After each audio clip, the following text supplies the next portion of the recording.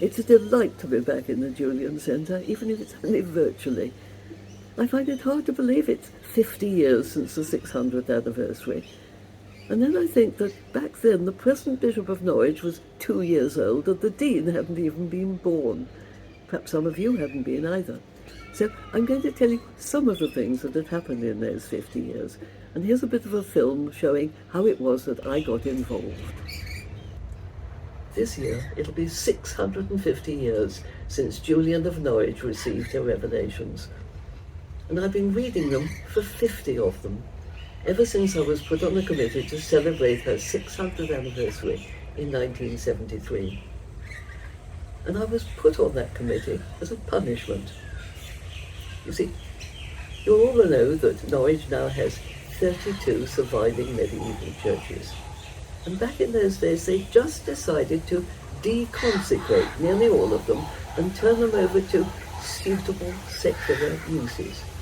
And I was horrified. Because I've always found that when you're in church and your mind wanders, you've only got to look up, and suddenly all the angels on the roof are singing with you, and you're surrounded by the prayers of all the people who've prayed there over the centuries.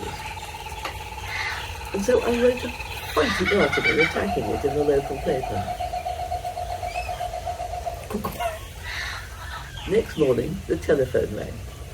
It was Alan Webster, the Dean of Norwich and my neighbour in the close. "Sheila," he said, "since you're so keen on prayer, perhaps you'd like to serve on a committee." It was to celebrate the 600th anniversary.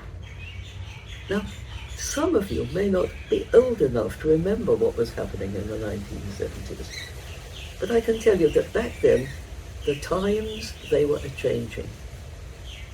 The Book of Common Prayer, that bedrock of Anglicanism, was being replaced by things called Rite A, Rite B, Series 1, Series 2.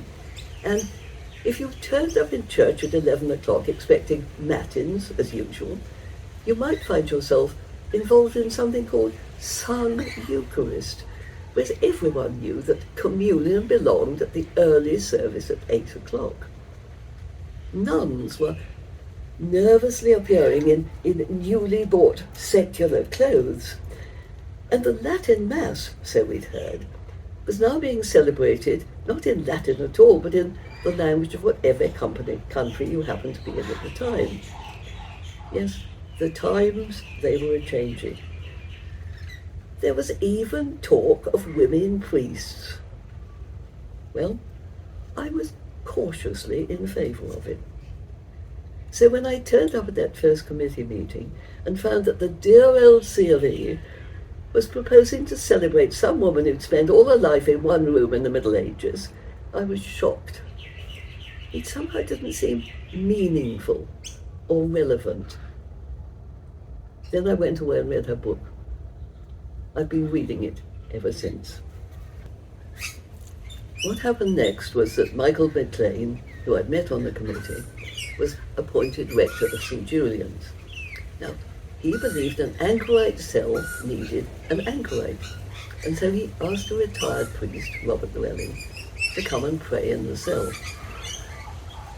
Now, it wasn't long before Robert Llewellyn realised that something like a menu was needed to show people what a rich feast awaited them in Julian's book. And so he compiled a little book of daily readings. We were all delighted when we heard that it was going to be published on the 8th of May, 1980. Now, Robert had taken the extracts from the only edition available at that time, Penguin's edition by Clifton Walters. And the publishers at the last moment rang and said they couldn't get copyright clearance in time. The only way to get it on time was to make our own translation. So I thought, "You could do it," said Robert. Robert, I was hopeless at Middle English, I said. He said nothing. Hoping to buy time, I said, "When do you want it exactly?" "Next Thursday," he said. "But Robert, that's 8 days. "I have to post it on Wednesday, he said calmly. So that's how I came to translate Enfolded in Love, the little book that's now gone on to sell something like 500,000 copies. I did it because Robert Llewellyn understood that whatever you bring to God, he can transform it, even if it's only 5 barley loaves and 2 small fishes. But long before that, way back in the 70s, I realized how absurd it was to suppose that Julian was irrelevant. And I found myself writing a dialogue between an arch-fiend desperate to keep Julian hidden and an archangel who shows him how threadbare his arguments are and introduces Julian, who reads from her book to prove it. Michael MacLean liked it, and when it became Rector here, I added a few scenes and we put it on as a play, Mind Out of Time. We put it on at the Music House, just down in King Street. Michael MacLean played the Archangel, dressed as a shabby old parish priest, which is why he's wearing that straggly grey wig and half-glasses to try and make him look old. The Archfiend was played by his churchwarden, Peter Leighton, whom we wickedly dressed as a bishop. She wasn't clever. She wasn't an intellectual. They'll despise her. Well, at least she was taught to read and write, which shows that somebody cared whether women were literate even 600 years ago. And though her Latin wasn't up to much, the fact that she wrote in English gives her a far bigger audience now than if she'd written in Latin for scholars only. It's funny when you come to think of it. She was writing about the same time that Chaucer was writing the Canterbury Tales. So if they call him the father of English poetry, they might almost call her the mother of English prose. Stop it, stop it, stop it! Must you ruin everything we set out to do?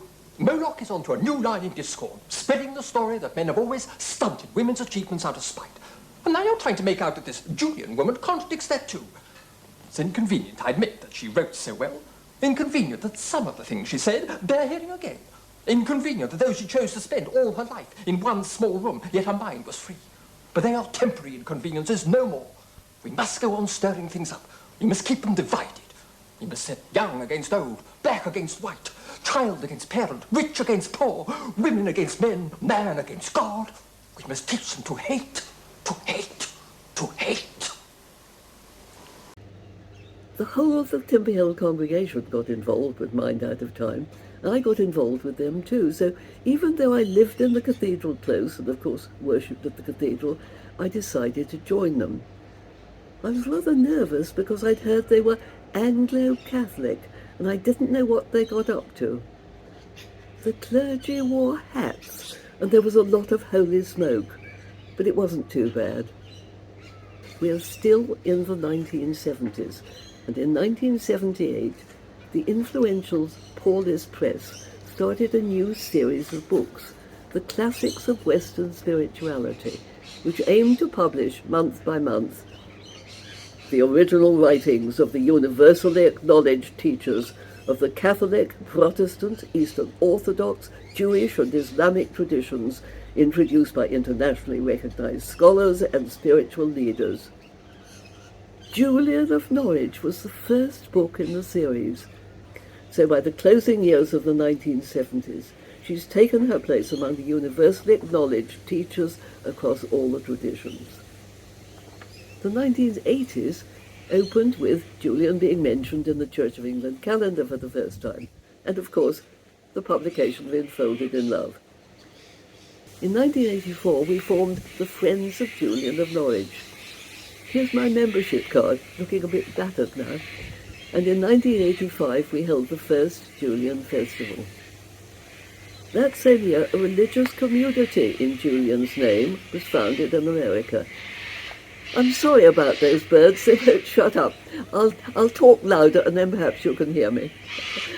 In the 1980s, a religious community in Julian's name was founded in America when Father John Julian founded the Order of Julian of Norwich. Mother Hilary, the superior of the order, was a speaker at a Zoom conference this year. And in 1989, the cover of Enfolded in Love shows that Julian had travelled even further. It's by the Australian artist Alan Oldfield. He'd picked up a copy of Enfolded in Love on his church bookstall in Sydney, 10,000 miles away, and been so captured by Julian that he'd embarked on a series of 21 paintings on her revelations. In 1988, they were flown to Norwich for an exhibition in Norwich Cathedral. This is the major painting in the series, which the Friends now own. In the next decade, the 1990s, we opened the Julian Centre where you're sitting now, thanks to the community of All Hallows, who rented us this hall not for a peppercorn rent, but for a hazelnut, paid each year on the 8th of May. We also opened a library there, in which we said we would have everything ever written about Julian. I don't think we'd dare make that claim today. In 1993, the bell that had fallen from the tower and been cracked when the church was bombed was repaired and rehung. It's one of the oldest in Norwich, and the people who heard it would have remembered Julian when she was still alive.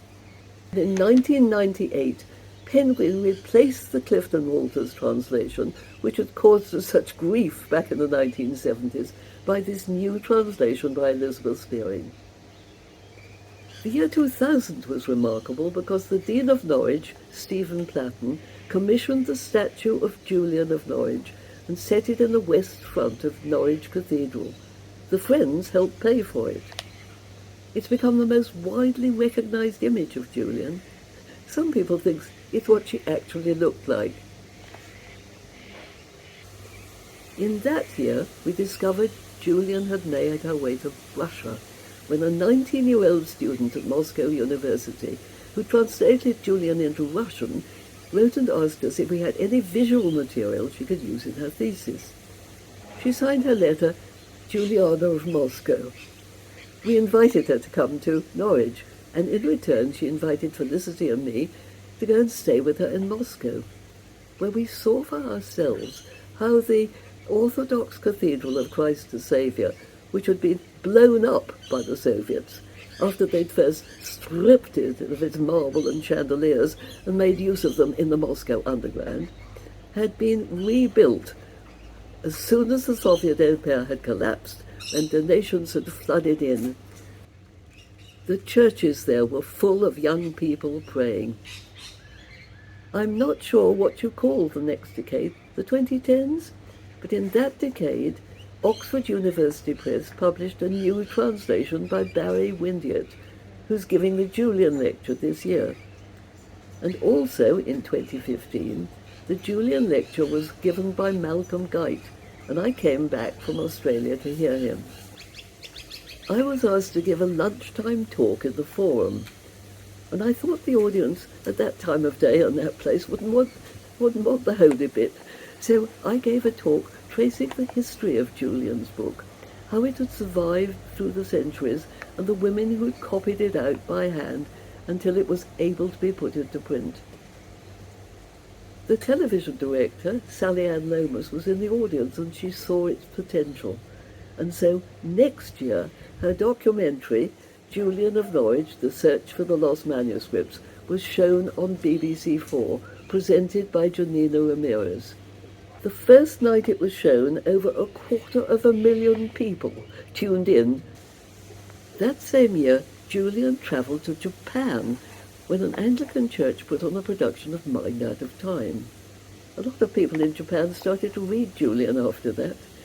And it had practical results too, because the proceeds went to help people who had suffered terribly in an earthquake a few weeks earlier.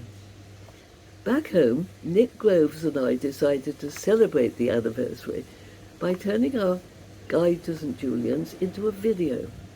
In it, we set out to discover how it was that the people and priests here at St. Julian's first rediscovered that Julian had lived here and written a book, because she'd been completely forgotten and her cell had been pulled down. You can watch it after this. And just this month, John Michael Mundy, who was the priest here during the 90s when we opened the Julian Centre, has written a new book, I Saw Him and I Sought Him, Julian of Norwich and the Holy Icons. It's to be published next month. and afterwards I'll tell you all about it. That's quite a lot of things that happened in the last 50 years. I used to think that it was the 600th anniversary that started the interest in Julian again. And in a way I was right, but where did the idea come from? A few months after the anniversary, I found out when I received this letter. It was from one of the Sisters of the Love of God at the Convent of the Incarnation in Oxford. You might be interested to know that the idea for the 6th century celebrations originated here in a casual conversation at our community recreation. 3 of us were professed on the 8th of May 1966.